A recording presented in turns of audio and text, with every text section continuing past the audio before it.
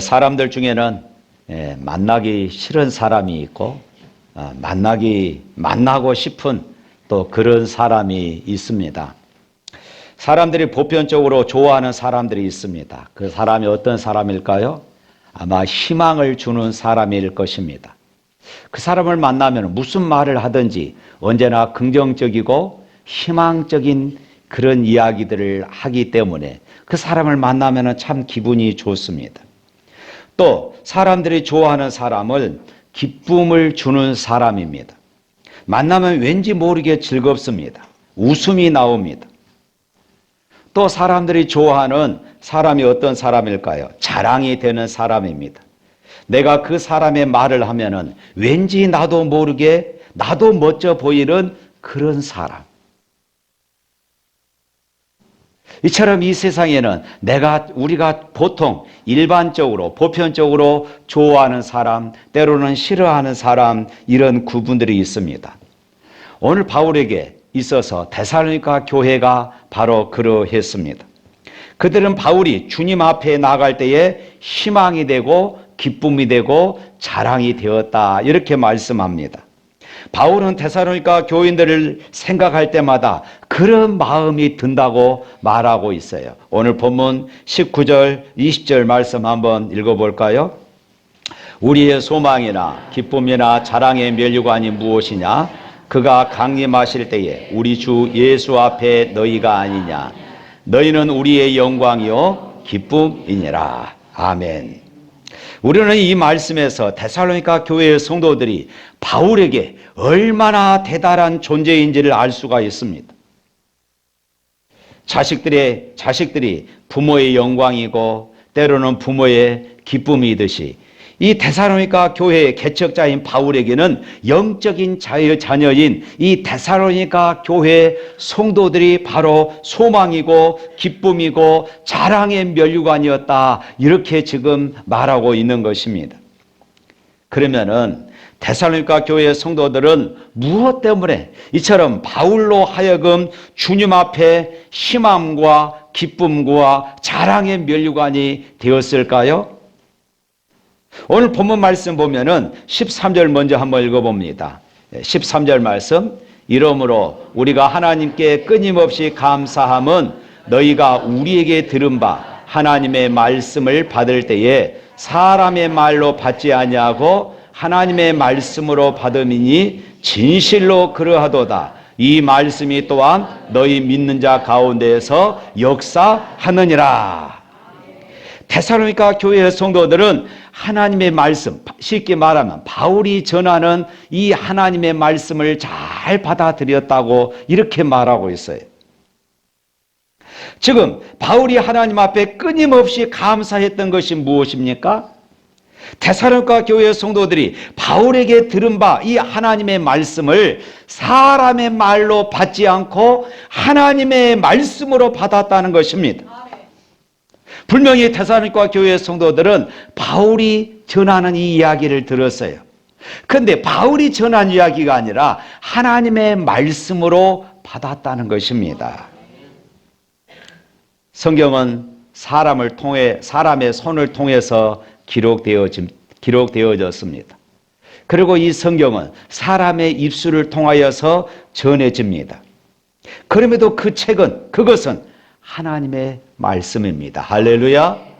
성경은 본받을 만하고 존경스러운 신앙인들의 경험과 지혜를 모아놓은 책이 아니라는 것이지요. 살아계신 하나님의 말씀입니다. 여러분들, 하나님의 말씀, 이 설교 말씀을 들을 때에 어떤 태도로 듣습니까? 이 김 목사가 이 성경을 어떻게 푸나 감상하십니까? 오늘 설교는 재미가 없어, 좀 유머를 곁들이지 하는 이런 생각은 갖지는 않으십니까? 물론 설교자는 기도하며 최선을 다해서 준비해야 합니다. 저도 일주일 내내 주일날 이 말씀을 어떻게 여러분들에게 전할까 기도하고 연구하고 고민합니다. 그래서 주일날 이렇게 여러분들에게 그 말씀을 전하는 것이에요. 그리고 설교를 들은 성도들은 이 김 목사를 통해서 김 목사가 말하는 그 소리를 듣는 것이 아니라 김 목사를 통해서 하나님이 말씀하시는 하나님의 말씀으로 여겨야 한다, 이 말씀입니다. 하나님은 설교자의 입을 통하여서 각 성도들에게 필요한 말씀을 주시는 분이십니다. 할렐루야. 사도행전 10장 33절 말씀 한번 읽어보도록 하겠습니다. 내가 곧 당신에게 사람을 보내었는데 오셨으니 잘하였나이다. 이제 우리는 주께서 당신에게 명하신 모든 것을 듣고자 하여 다 하나님 앞에 있나이다. 이 말은 로마의 백부장 고넬료가 했던 그런 고백입니다. 고넬료가 이 요빠에 있는 베드로를 데려와서 그 말을, 베드로의 말을 들을 때 했던 말이에요. 고넬료, 이 사람은 백부장입니다. 베드로는 어부입니다. 신분 차이로 보면은 도저히 가까이 할 수 없는 그런, 고넬료는 엄청난 사람이에요. 그럼에도 불구하고 이 고넬료가 베드로를 초청하고 베드로로부터 설교 말씀을 들을 때에 이렇게 말하고 있어요. 우리가 하나님 앞에 있습니다. 어부인 베드로 앞에 있는 것이 아니라 하나님 앞에 있습니다. 우리는 하나님의 말씀을 듣기를 원합니다. 하나님이 기뻐하시는 그런 모습이 아닙니까? 이런 사람에게 하나님이 어떻게 말씀으로 역사하지 않으시겠습니까? 누가 말씀을 전하든지 우리는 하나님 앞에서 하나님의 말씀으로 받아들일 수 있기를 주님의 이름으로 축복합니다. 오래전에 부목사로 있을 때에 그 교회는 부목사들이 여러 명 있었습니다. 그런데 부목사들이 주일날 오후에 또 수요일날 설교를 하지요. 그런 성도들은 판단을 합니다. 야, 김 목사 설교 잘한다. 어떤 목사 설교 못한다. 어떤 목사가 더 잘한다. 판단을 하는 이야기들을 종종 듣습니다. 여러분, 설교는 판단하라고 전하는 것이 아닙니다. 그 설교를 잘하든지, 물론 때로는 잘 절하는 사람이 있는가 하면은 때로는 그렇지 못한 사람도 있을 것입니다. 그러나 여러분, 분명한 것은 그 말씀을 목회자가 전할 때에 하나님의 말씀으로 받아들일 수 있기를 축복합니다. 제발 좀 평가하지 마십시오. 목사인 저도 그렇습니다. 목사인 저도 노회나 시찰회나 어떤 목사님이 설교를 하면은 그 설교를 내 입장에서 종종 이렇게 분석하는 그런 경향들을 제가 발견해요. 아, 이 본문은 이렇게 해석한 것이 맞는데. 또 극동방송에 설교들이 많이 나오죠. 그 설교를 들을 때마다 야, 이 목사님은 이 설교를 이렇게 했으면 쓰겠는데. 종종 그럴 때가 있어요. 여러분 기억하십시오. 어떤 말씀이든지 하나님이 나에게 주신 말씀으로, 하나님의 말씀으로 아멘 할 때 그곳에 말씀의 역사가 일어나게 될 줄로 믿습니다. 이것은 개인적으로 말씀을 묵상할 때도 마찬가지입니다. 비록 개인적으로 성경을 읽고 묵상하지만은 그 시간에 하나님이 나에게 말씀하고 계시다는 사실을 잊지 마십시오. 야, 이거 우리 남편이 들어야 하는데, 야, 이거 우리 아내가 들어야 하는데, 그것이 아니에요. 나에게 지금 주신 말씀입니다. 할렐루야. 성도가 누리는 가장 큰 특권은 지금 하나님께서 말씀으로 나에게 찾아오신다는 것이에요. 비록 몸은 이 땅에 있지만은 하늘 아버지의 말씀을 들으며 살 수 있다는 것이 성도에 있어서 가장 큰 특권이고 축복입니다. 그렇다면은 하나님의 말씀을, 하나님의 목사가 전하는 이 말을 하나님의 말씀으로 받아들일 때에 어떤 일이 일어나느냐. 오늘 13절 말씀 다시 한번 읽어봅니다.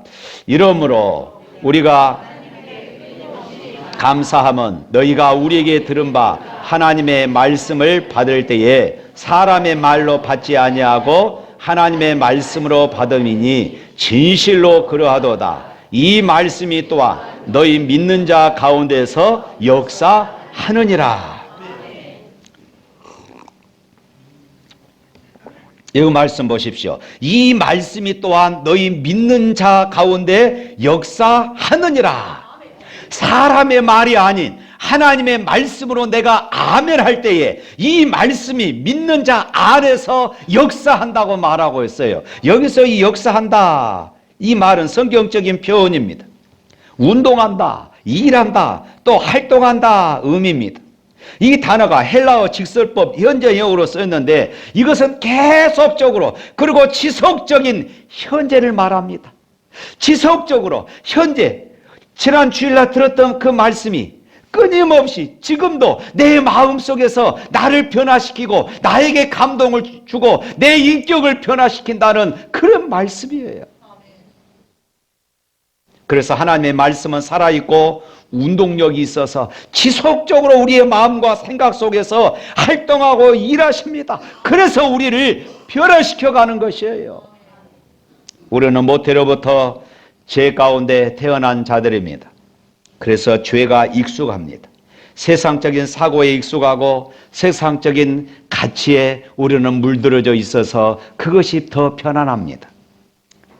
그래서 웬만하면 변하지 않습니다. 사람의 말이 아무리 좋아도 여러분 죄로 물든 우리를 변화시킬 수가 없어요. 인간적인 결단은 실패하고 늘 제자리로 돌아오기 마련입니다.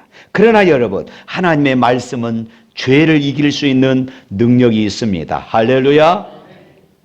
사람에 의해 쓰였고 사람에 의해 듣게 되지만은 하나님의 말씀으로 우리가 아멘 할 때에 그 가운데 역사가 일어나는 것이에요. 어디서 역사합니까? 상황을 바꾸시는 것은 아닙니다. 우리 안에서 하나님의 말씀이 역사하게 돼요. 그 말씀이 예리한 칼날처럼 우리 안에서 뿌리 깊게 자라난 죄의 습성들을 도려내기 시작합니다. 습관과 같이 생각하고 행동했던 것에서 우리를 벗어나서 하나님의 말씀에 합당한 그런 삶을 살아갈 수 있도록 우리에게 힘을 불어넣는 것이에요. 사랑하는 성도 여러분, 사람을 통해서 전해지는 하나님의 말씀을 아멘으로 받아들일 수 있기를 축복합니다. 그래서 그 말씀이 내 속에서 역사하시는 이런 은혜를 누리며 살아갈 수 있기를 주님의 이름으로 축복합니다. 그 다음으로 데살로니가 교회가 왜 이처럼 바울에게 자랑이고 바울에게 이런 영광이었느냐, 14절 말씀 또 보겠습니다. 형제들아, 너희가 그리스도 예수 안에서 유대에 있는 하나님의 교회들을 본받는 자 되었으니 그들이 유대인들에게 고난을 받은 것과 같이 너희도 너희 동족에게서 동일한 고난을 받았느니라. 데살로니가 교회의 성도들은 고난을 이겨냈습니다. 오늘 본문에 성경 우리말에는 생략되어 있지만은 원문에 보면은 14절 맨 초반부에 왜냐하면 이 말이 들어가 있어요. 다시 말해서 데살로니가 교회의 성도들이 바울에게 들은 이 말을 하나님의 말씀으로 받았다는 것을 어떻게 증명할 수 있느냐? 바로 14절 왜냐하면 바로 이렇게 이어지는 거예요. 왜냐하면 유대에 있는 하나님의 교회가 유대인들에게 고난을 받은 것처럼 너희도 너희 동족에게 고난을 받았기 때문이다. 이렇게 지금 말하고 있어요. 이들이 바울에게 들은 말을 사람의 말로 듣지 않고 하나님의 말씀으로 받았다는 그 증거가 바로 이 고난이라는 것입니다. 이 고난이 왜 바울이 전한 이 말씀을 하나님이 전한 말씀으로 받았다는 표시가 됩니까? 그래서 우리가 조금만 생각하면 알 수가 있어요. 하나님의 말씀을 받기 전에는 우리가 세상의 가치에 익숙하고 세상의 가치관을 따라 살아갑니다. 그런데 하나님의 말씀을 받아 하나님의 가치를 따르게 되면 세상의 가치관과 충돌하게 되어지는 것이에요. 여러분, 쉽게 말하면 주일날 이렇게 여러분들이 이 자리에 모였습니다. 때로는 가족 행사도 있고 때로는 친구들과 여행도 갈 수 있을 것입니다. 그러나 주일날이니까, 오늘은 주일이니까 그런 것들을 우리가 다 내려놓고 온전히 하나님 앞에 예배해야 되겠다 하는 이런 결단으로 여러분들이 이 자리에 나오게 되어진 것입니다. 어떤 분들은 가족들의 방해가 있을 수 있어요. 어떨 때는 가족들의 핍박이 있을 수도 있어요. 수없이 많은 핍박이 일어날 수 있습니다. 지난번에 우리 탄자니아 선교 갔던 지역 가운데 이 당가라는 지역이 있습니다. 지난번 영상에서 흙으로 지어진 그 예배당이었습니다. 그 지역은 무슬림 지역입니다. 무슬림이 대부분인 지역에서 교회가 세워지고 이제 예수를 전하며 그곳에서 예배 드리니까 무슬림 사람들이 와서 무수히 와서 핍박을 하는 것입니다. 그럼에도 불구하고 그들은 그것을 견뎌낸 것이에요. 우리는 예수 믿는 사람이다. 무슬림의 핍박 가운데서도 그들은 예배를 드리는 것입니다. 우리는 예수 믿는 사람이다. 이처럼 하나님의 말씀을 받아들이고 그 말씀대로 살아간다는 것, 그리스도인으로 살아간다는 것, 고난과 눈물이 없을 수가 없는 것이에요. 물리적인 고난만이 고난이 아닙니다. 내 뜻대로가 아니라 말씀의 뜻을 따르려니 참고 견뎌야 하고, 때로는 내가 도저히 용서가 안 되는데 용서를 해야만 합니다. 때로는 가족들의 뜻에 어긋나게 살아야 하기도 합니다. 하나님의 말씀을 우리가 받고 그 말씀을 순종하게 되려면은 필연적으로 이런 세상과 갈등, 부딪힘들이 일어나는 것이에요. 거기에서 고난이 일어나는 것입니다. 그런데 성경은 끊임없이 이 고난은 성도들의 정상적이고 필수적인 요소라고 말하고 있어요. 로마서 8장 17절 말씀 한번 읽어보겠습니다. 자녀이면 또한 상속자 곧 하나님의 상속자요 그리스도와 함께한 상속자니 우리가 그와 함께 영광을 받기 위하여 고난도 함께 받아야 할 것이라. 자녀이면은 천국의 상속자가 되어집니다. 우리는 그리스도와 함께 상속자가 되어서 영광을 받기 위해서 고난도 받아야 한다. 이렇게 말하고 있어요. 또 사도행전 14장 22절 말씀 한번 읽어볼까요? 시작. 제자들의 마음을 굳게 하여 이 믿음에 머물러 있으라 권하고 또 우리가 하나님의 나라에 들어가려면은 많은 환난을 겪어야 할 것이라 하고, 이 말씀은 바울이 이 루스드라에서 복음을 전하다가 유대인들이 폭동을 일으키고 유대인들이 돌을 들어서 바울을 쳐서 죽였어요. 사람들은 바울이 죽은 줄로 알고 바울을 거적에 싸서 섬 밖으로 내던졌습니다. 다음날 바울의 숨이 돌아왔어요. 완전히 죽은 것이 아니었죠. 그리고 정신을 차리고 다시 루스드라 성으로 들어갑니다. 돌멩이를 들어서 자기를 죽이려고 했던 그 성에 들어가서 제자들에게 하는 말이 바로 이거였어요. 하나님의 나라에 들어가려면은 많은 환난을 겪어야 한다.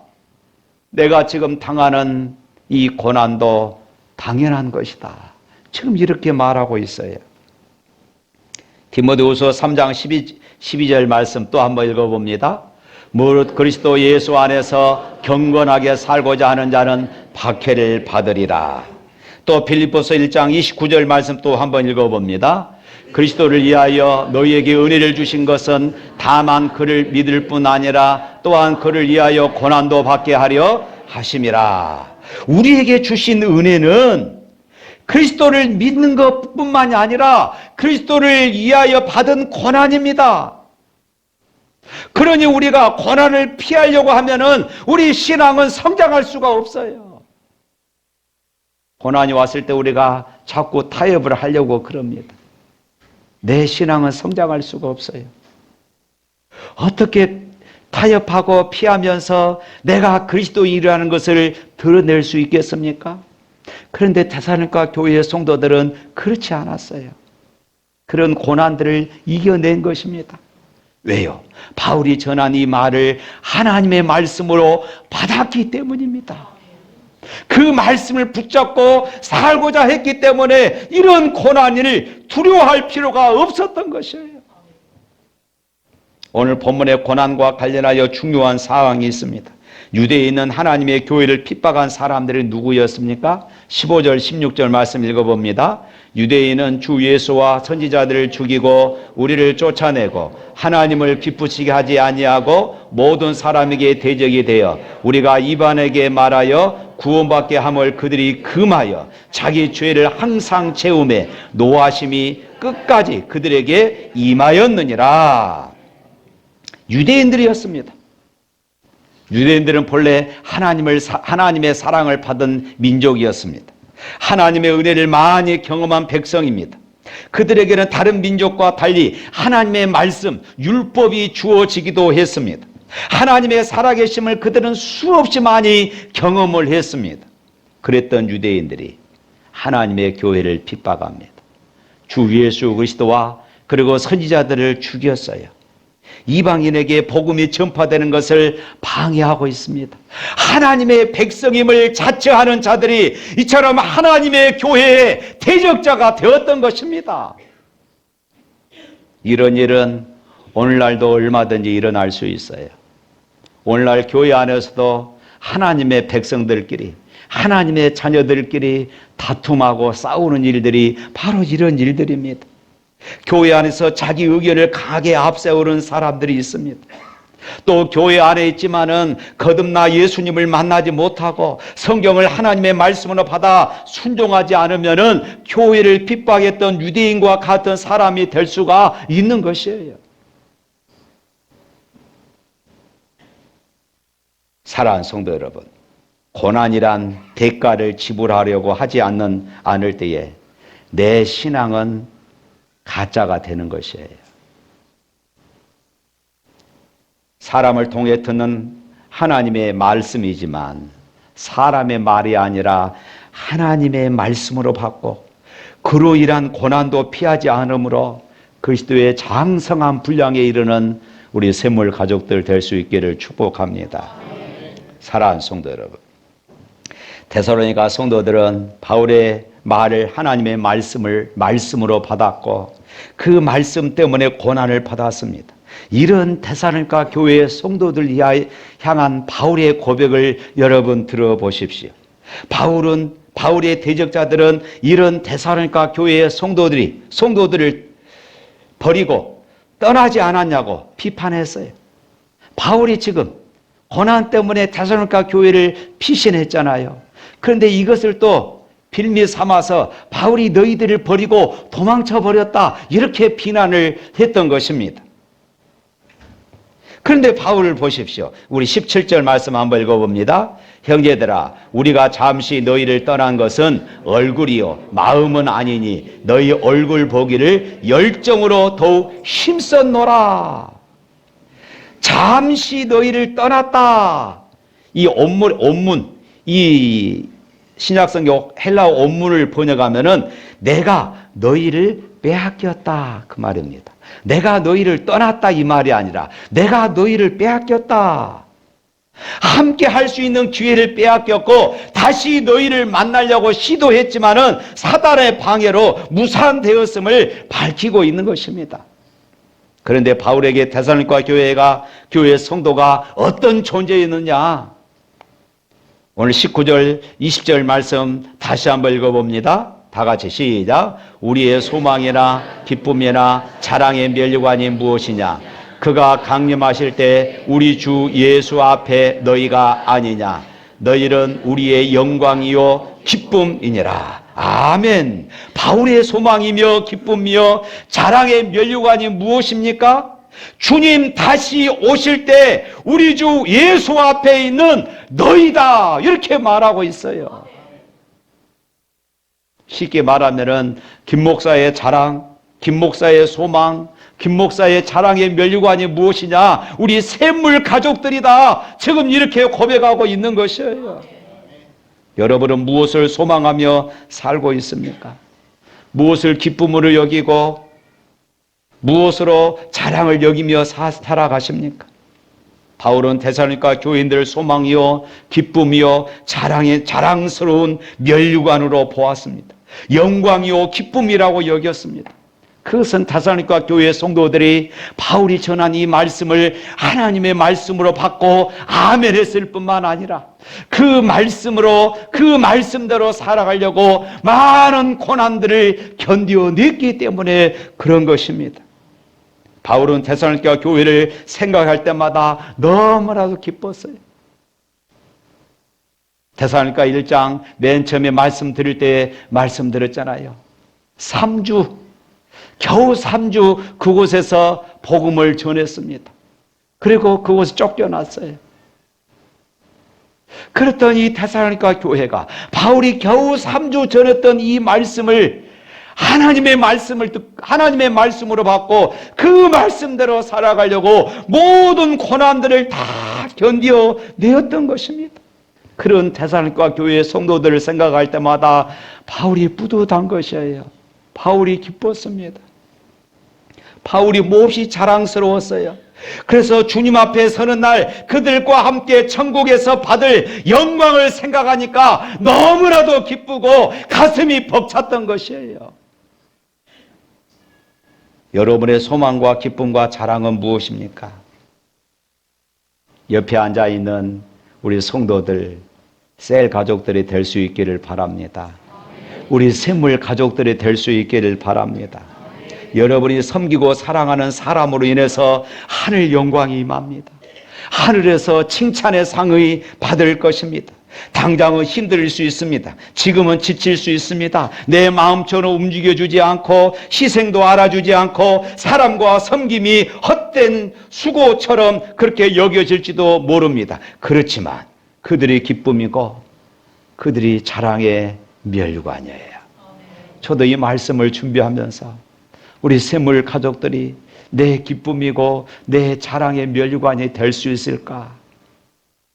여러 번 고민하고 여러 번 기도했습니다. 아멘. 아멘. 아멘.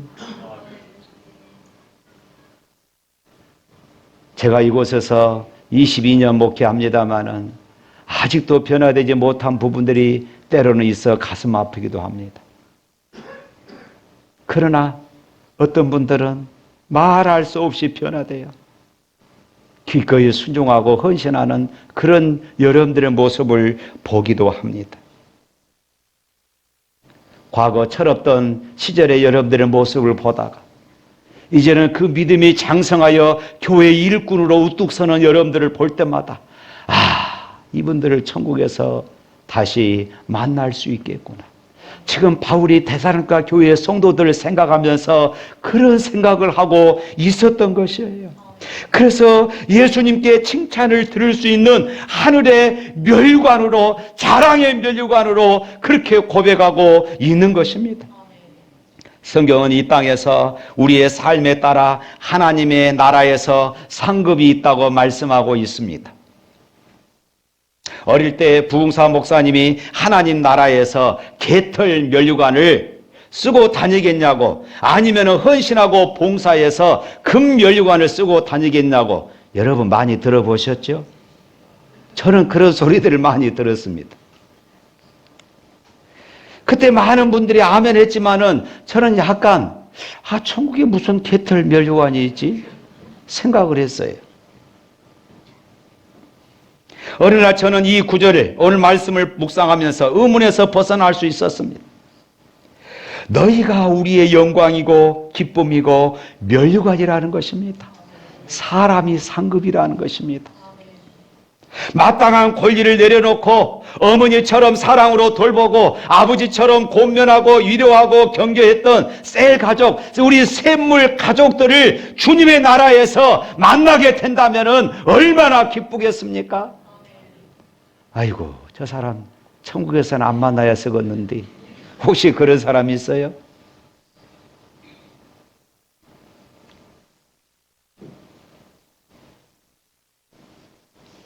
때로는 내가 전도하고 때로는 내가 양육해서 그가 변하는 이런 모습들, 교회 안에서 순종하고 헌신하는 이런 모습들을 볼 때마다 기쁨이 있고 감사가 있지요. 그런데 예수님 앞에 갔을 때에 그들이 내 자랑이고 내 기쁨이 된다면 내 수고가 헛되지 않았구나. 내가 헛되게 살지는 않았구나. 감격스러울 것입니다. 내가 기꺼이 인내하며 기도하며 고난받은 것이 참 잘한 일이구나. 감사할 것이에요. 사람이 소망이고 사람이 기쁨이고 사람이 면류가 아닙니다. 예수님이 나의 자랑입니다. 사랑하는 성도 여러분, 오늘 말씀을 통해 나는 하나님의 말씀을 어떻게 받고 있는가 돌이켜 보시기를 바랍니다. 나는 고난에 대해서 어떤 태도로 대응하고 있는가?